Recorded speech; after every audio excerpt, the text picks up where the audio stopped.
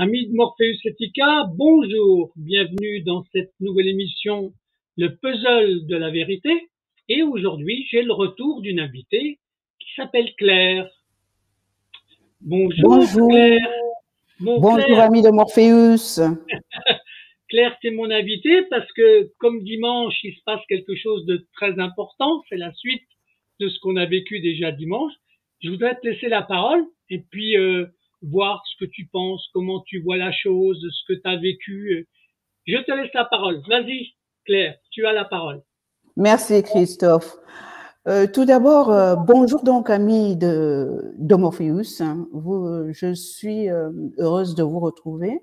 Je vous remercie pour tous les gentils messages inattendus que j'ai reçus. Et je pense qu'on continuera à avoir des rapports aussi cordiaux. Je remercie tous les électeurs et électrices qui ont fait confiance à Changement Citoyen. Ce n'était pas facile parce que, et ça c'est un retour d'expérience, les petits partis n'ont eu aucune visibilité. Les médias ont fait quelque chose d'extrêmement grave quand on se dit en démocratie, c'est d'ignorer tous les partis qui n'étaient pas les partis au pouvoir. Et ça, quelque part, ça a vicié la campagne, une campagne électorale déjà express et donc pas très, comment je peux dire, pas très normale. Mais vraiment, le comportement des médias est à revoir. Je pense qu'ils vont faire leur autocritique et qu'ils comprendront que quand on est un média, on est censé informer tout le monde. On ne parle pas qu'à vos propres lecteurs. On est censé transmettre une information et transmettre toutes les informations pour que le citoyen se fasse son opinion. Ça, c'est une chose.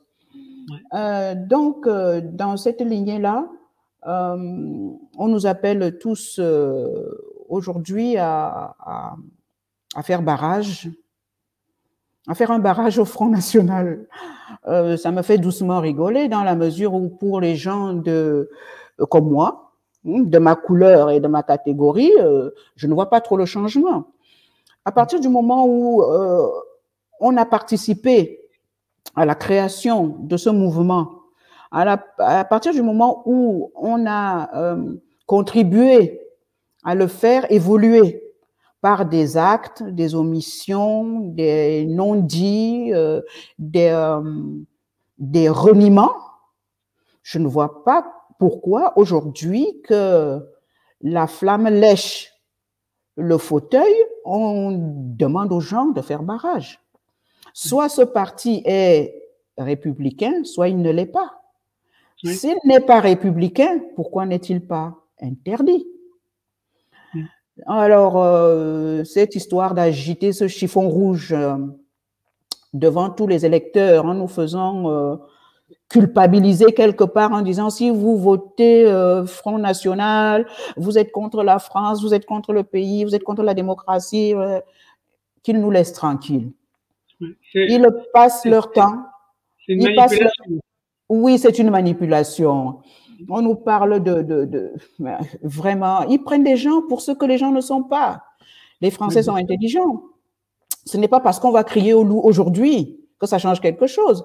Ce n'est pas la première fois qu'ils nous jouent ce tour-là. Je rappelle à tout le monde, notre ancien président Jacques Chirac, il nous a bien fait ça sans aucun problème. Et tout le monde a couru alors qu'en fait, rien n'a changé. Ce n'est pas le Front National qui est à l'origine du mal-être français, des problèmes économiques et des actes racistes qui sont ce qu'on voit tous les jours et qui restent impunis.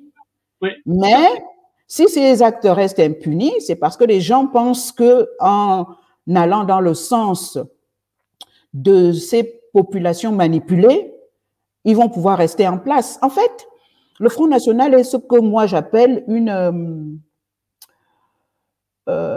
variable d'ajustement. C'est-à-dire que quand on a deux cas, deux problèmes, grâce à ce variable, on a tel ou tel résultat. Alors, le jour où on veut garder le pouvoir, on fait sortir le Front National pour étouffer les opposants qui pourraient prendre notre place, tout simplement. Oui. Et c'est d'autant plus dangereux que ceux qui nous demandent aujourd'hui de faire barrage oublient comment le Front National est arrivé là, mais ils oublient surtout que nous vivons les choses et qu'on sait faire la part des choses. Quand aujourd'hui, on nous dit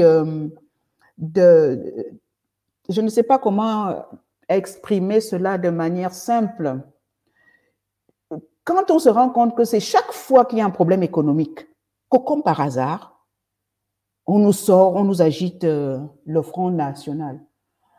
Chaque fois qu'il faut répondre au peuple, expliquer les raisons de différents dysfonctionnements, on nous sort l'immigration.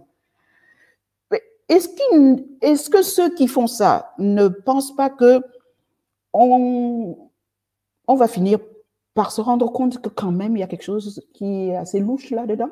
Oui, mais bien sûr, il y a de la manipulation en fait. Oui, à l'évidence. On nous dit que oui, c'est grave, tout ça. Mais le Front National, quand on voit les chiffres, honnêtement, pour ceux qui ont le temps d'aller regarder, quand on voit les chiffres, il n'a jamais augmenté. Il n'a pas augmenté en chiffres. Il est devenu plus visible. Il est devenu plus assumé. Le Front National n'est pas un grand parti en France. Le plus grand parti de France, c'est celui des abstentionnistes. Et son chiffre à lui, des abstentionnistes, n'a pas bougé. Vous voyez, tous les autres partis fluctuent. Le Front National, lui, reste stable. Parce que ce sont des gens qui sont convaincus d'un certain nombre de choses. Parce que c'est ce qu'on leur a dit. On leur a dit que l'ennemi, à la base, ceux de la base du moins, on leur dit que l'ennemi, ce sont les Arabes et les Noirs. Mais ceux de l'élite, ils savent très bien que c'est pas eux l'ennemi.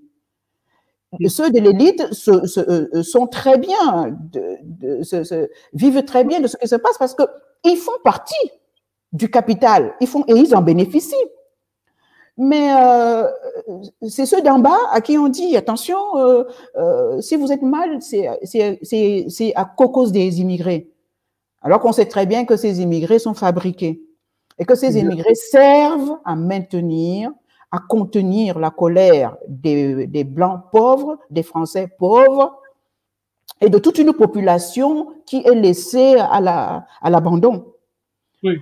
Donc, on demande à ces gens-là qu'on frappe tous les jours, avec le chômage, avec les impôts, avec des inégalités absolument incroyables, avec des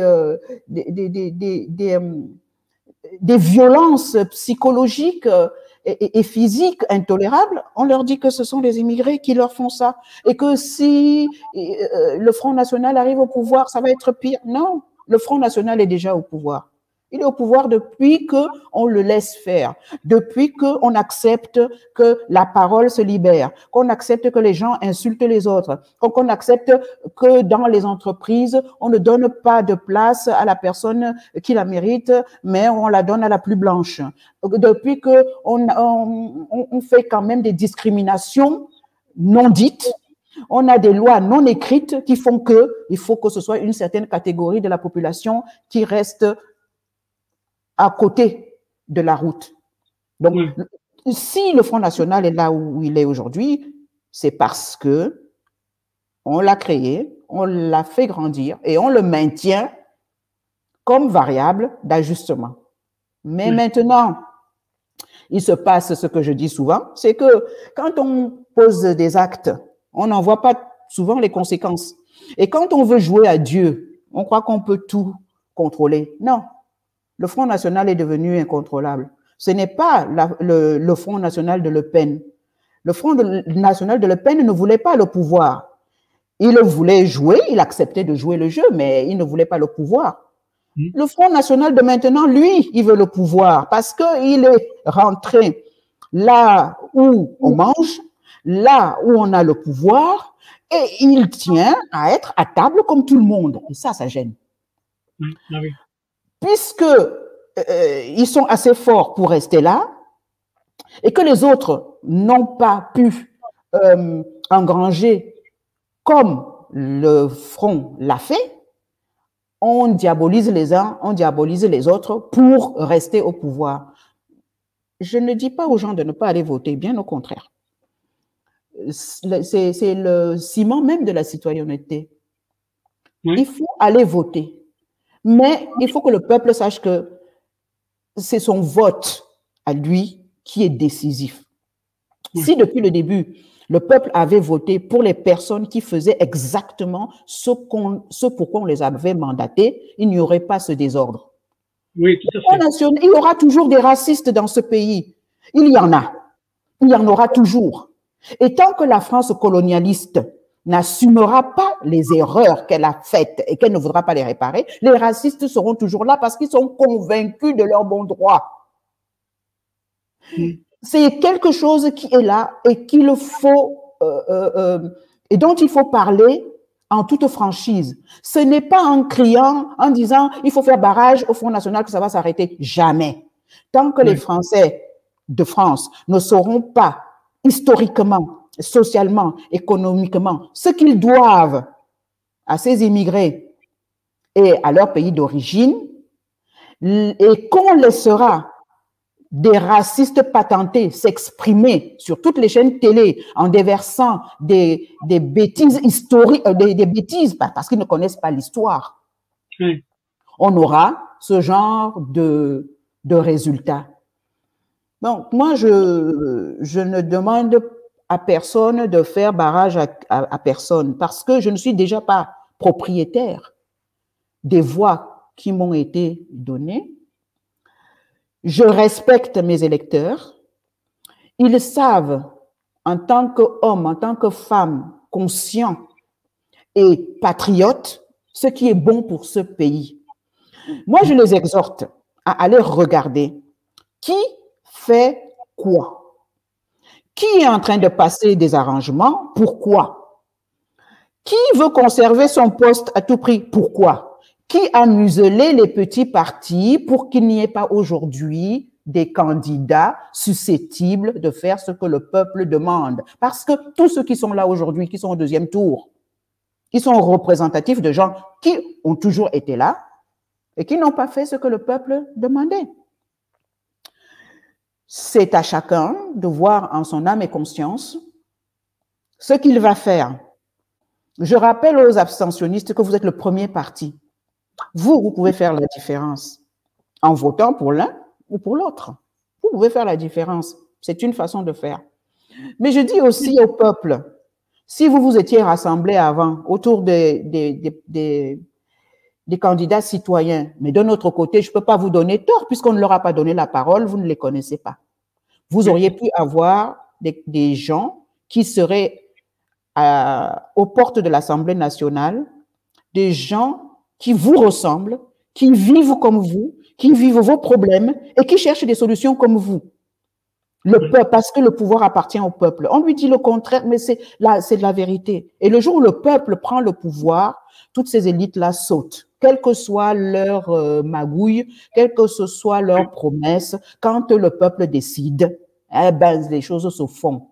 Donc, j'encourage les gens à aller voter, qu'ils votent en leur âme et conscience, mais qu'ils sachent faire la part des choses.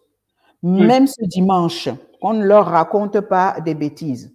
Des racistes, il y en a. Il y en aura toujours.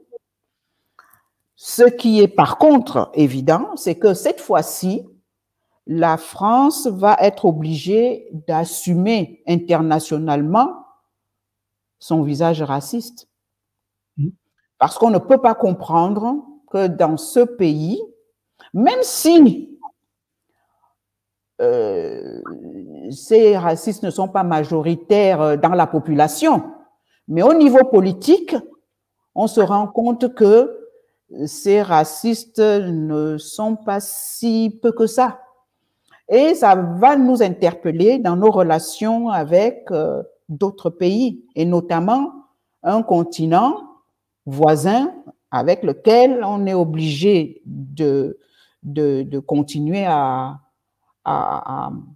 discuter dans tous les domaines et qui observe avec beaucoup d'attention les réactions, les bons mots et autres paroles qui sortent de cette campagne électorale, Oui. les décisions qui sont prises et les projets que les uns annoncent ou que les autres ont déjà implémentés. J'ai l'impression qu'après dimanche, on va avoir droit à un certain nombre d'événements avec lesquels il faudra composer en tant que citoyen, en tant que politique. Et j'espère que chacun comprendra qu'il est temps de prendre ses responsabilités à tous les niveaux. Les citoyens prendront leurs responsabilités de citoyens et les hommes et femmes politiques leurs responsabilités de politique. D'accord. Et quand tu dis, quand tu parles d'événements qui vont arriver, tu penses à quoi exactement? Des manifestations, des attentats, parce que moi j'ai une vision où je me dis que il va y avoir une très très grosse manipulation par le pouvoir qu'on a actuellement en fait. Mon avis, ce qui n'engage que moi, ma réflexion est que de toute façon, depuis le 9, nous vivons sous les manipulations politiques. Tout ce qui s'est fait, ces élections anticipées, tout ça est d'origine politique. Il n'y avait aucune urgence. Oui.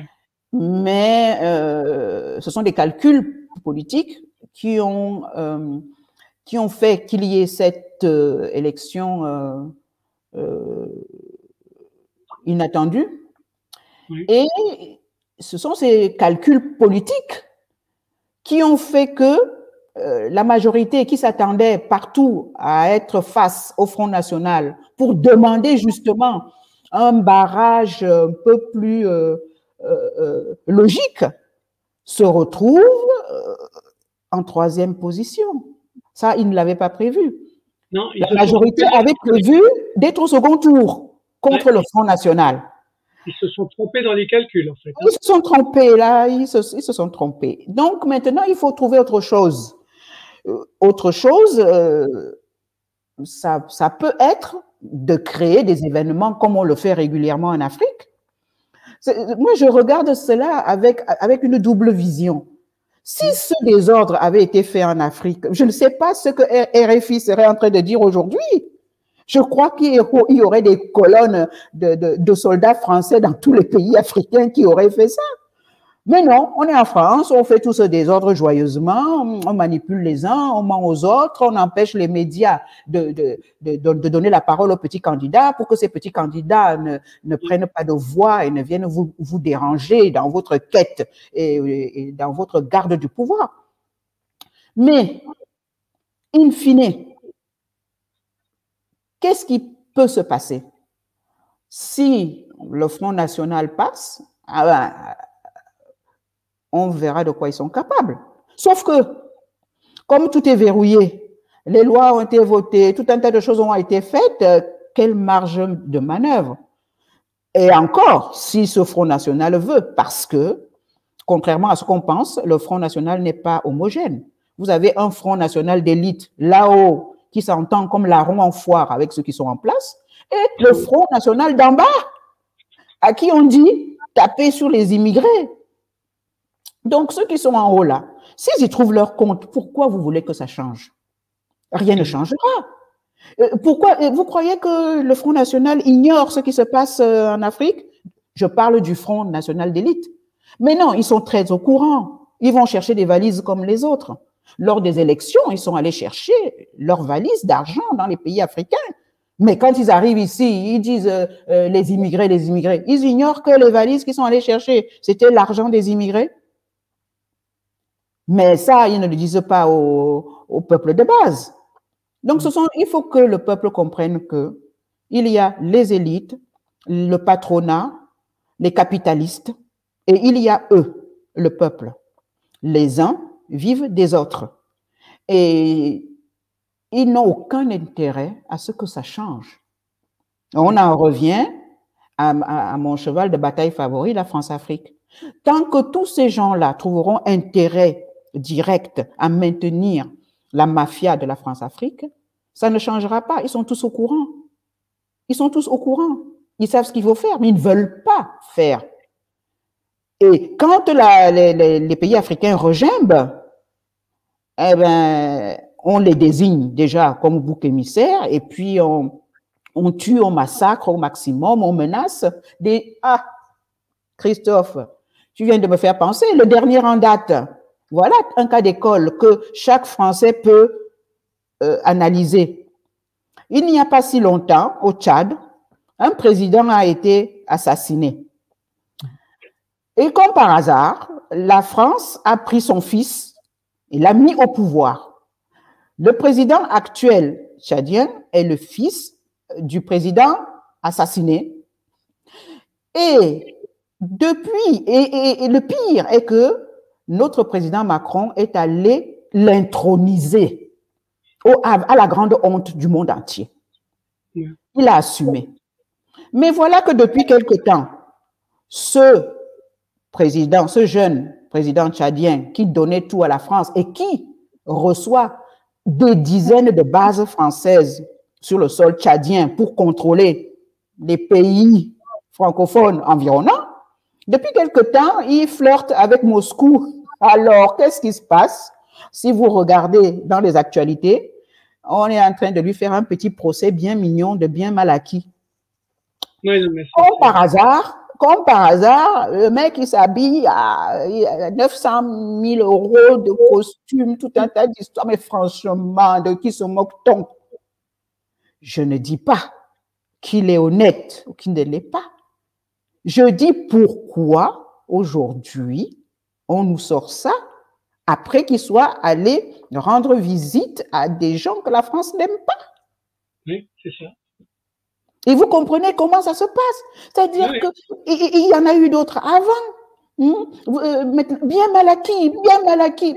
Si je viens voler chez toi, si je viens voler, ou même pas chez toi, si j'ai volé quelque chose et que je l'apporte chez toi, Christophe, tu deviens complice de mon vol. Oui. Ce n'est pas ça. Mais ce qui est extraordinaire, c'est que tous ces présidents africains qui volent, on peut penser, ou qui ne volent pas, mais dont on dit qu'ils ont volé leur pays, ils viennent ici pour écouler le montant de leur rapine. Ils achètent des maisons, des voitures, tout ce qu'il faut ici en France, mais la France n'est jamais complice. Hein. La France, elle ne recèle jamais rien. Hein. Et c'est la France qui dénonce ce que ces gens-là font comme par hasard. Et après, elle saisit tout. Ça, c'est extraordinaire aussi. Et je demande à tes auditeurs, à tes auditrices, de demander un peu, et ça, c'est historique, où sont les biens du président Houphouët-Boigny? Voilà un homme qui a donné la Côte d'Ivoire à la France. La France a pillé la Côte d'Ivoire dans tous les sens du terme. Cet homme a possédé un immense quartier de Paris. Immense, je dis bien. Ce sont des centaines d'immeubles qui appartiennent à cet homme, en fait. Il est mort, d'accord. Mais sa veuve ne sait pas où est cette fortune. Ses enfants ne savent pas où est cette fortune. Où sont passés les milliards d'euros d'Houphouët-Boigny? Oui. Et il n'y a pas que lui. Et par la même occasion, j'interpelle nos vaillants chefs d'État, vassals, traîtres à leur race et à leur peuple, à leur pays. Quand vous volez avec la France, vous ne voyez pas comment elle traite ses complices. Et vous continuez à brader, à trahir votre peuple pour ces gens-là. Chez qui vous venez acheter des châteaux. Vous venez acheter des châteaux ici au lieu de construire chez vous.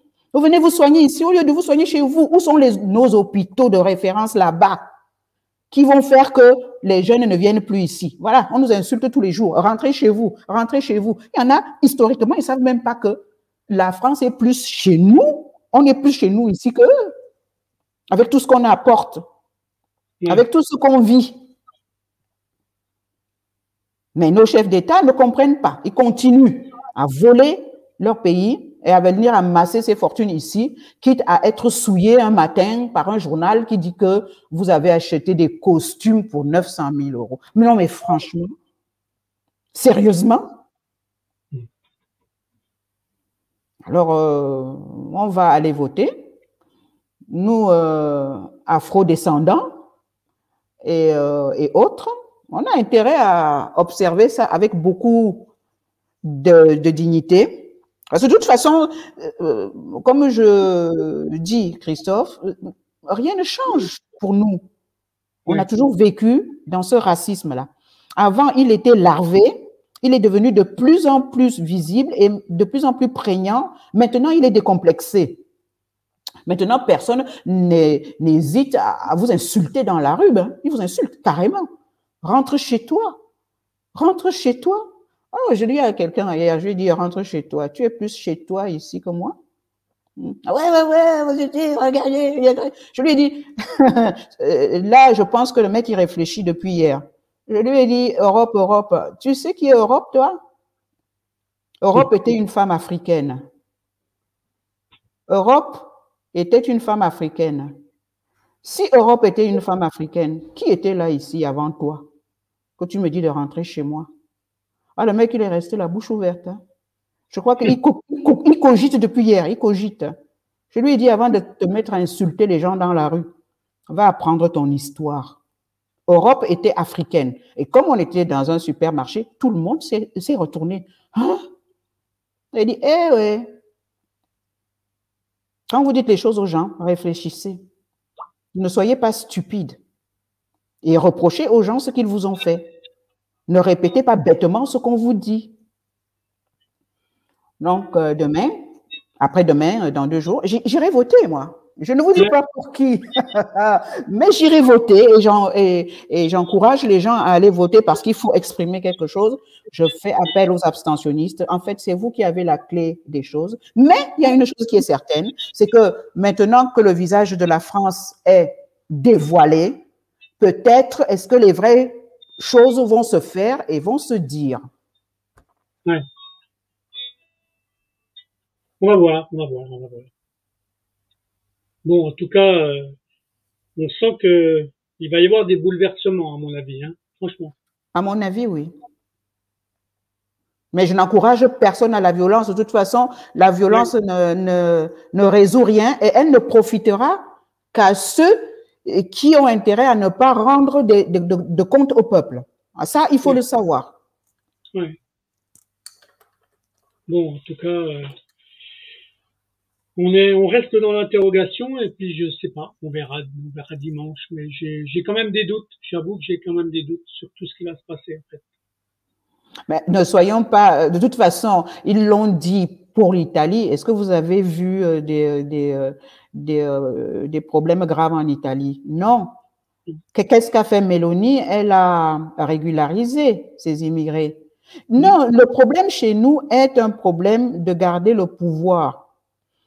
Est-ce que ceux qui ont le pouvoir aujourd'hui vont accepter ce qui va se passer dimanche? Comment ils vont le gérer sans continuer à désigner les uns et les autres comme bouc émissaire? Parce qu'effectivement, si des groupuscules qu'on ne connaît pas se mettent à mettre le feu à droite, à gauche, on va dire que ce sont les immigrés qui ont fait. On va toujours trouver des boucs émissaires. Mais si ça se règle, si des gens sont assez intelligents pour dire que il faut sauver le navire France, même si les choses changent, parce qu'elles vont changer, obligé, c'est obligé. L'affaire a été trop grosse, c'est arrivé trop fort, trop violemment, pour que maintenant on ne parle pas du racisme structurel de la France. Maintenant, c'est dehors, c'est vu, tout le monde sait. On ne peut plus cacher. Il va falloir assumer d'une manière ou d'une autre, et il va falloir en parler et évacuer.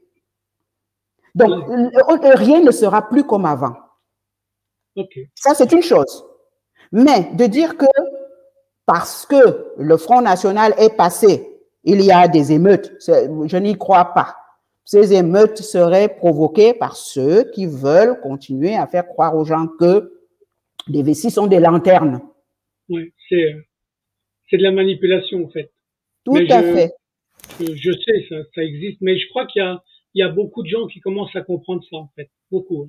Mais les gens ne sont pas stupides. Il faut arrêter de prendre le peuple, le bas peuple, pour des moutons. Ils ne sont pas des moutons. Ils ne sont pas informés. Vous voyez bien que certaines personnes s'accaparent de tous les journaux, de toutes les télévisions, de toutes les radios pour laisser passer un message qui influence un peuple. Pourquoi? Parce qu'ils ne veulent pas que ce peuple soit informé. Parce qu'un peuple informé et instruit ne réagit pas comme le pouvoir veut. Oui, je sais, mais la chance dans le malheur qu'on vit, c'est que au jour d'aujourd'hui, les gens peuvent s'informer avec la multitude des réseaux qu'il y a sur Internet. Et ça, d'où l'importance.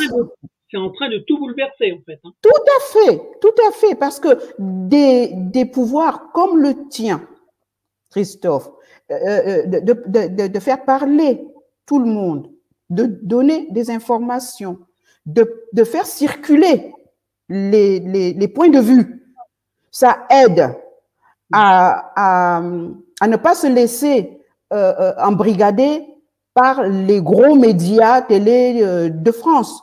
Et j'encourage tes auditeurs à aller écouter d'autres médias alternatifs, d'arrêter d'écouter des médias qui sont formatés pour les influencer. Oui, bien sûr, mais il y en a de plus en plus et moi je suis content de ça en fait, justement, parce qu'il y a des langues qui se délient et pour moi c'est important, très important. Donc moi je ne peux que remercier. D'ailleurs, depuis que tu m'as invité, et je te remercie grandement, il y a une cause qui est en train d'avancer grâce à toi et grâce à la visibilité que tu donnes à notre candidate de la 4e circonscription de l'Essonne. Il y a vraiment une multiplication de témoignages et de gens qui se mettent ensemble. Et ça, c'est important dans le domaine où elle agit, mais dans tous les domaines également. Quand on sera rassemblés et qu'on mettra ensemble nos compétences, notre intelligence pour avancer, pour rendre le monde meilleur et surtout pour remettre l'humain dans le centre de nos préoccupations, on va réussir. Tant qu'on restera isolé, quelle que soit notre couleur de peau, tant qu'on sera isolé, nous serons les proies de ceux qui décident, on ne sait où, de notre avenir. Oui. Mais bon, les choses sont en train de changer petit à petit. Et on va voir.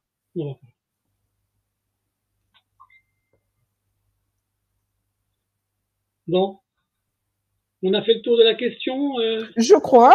Claire, hein? Je remercie surtout ceux qui ont voté pour moi. Vraiment, ça m'a touché parce que sans médias, sans rien du tout, je ne m'attendais à rien, en fait. Oui, bien sûr. Et puis non, il y en a eu des valeureux citoyens que j'accueillerais volontiers dans Changement Citoyen pour qu'on continue parce qu'on a des choses à faire ensemble.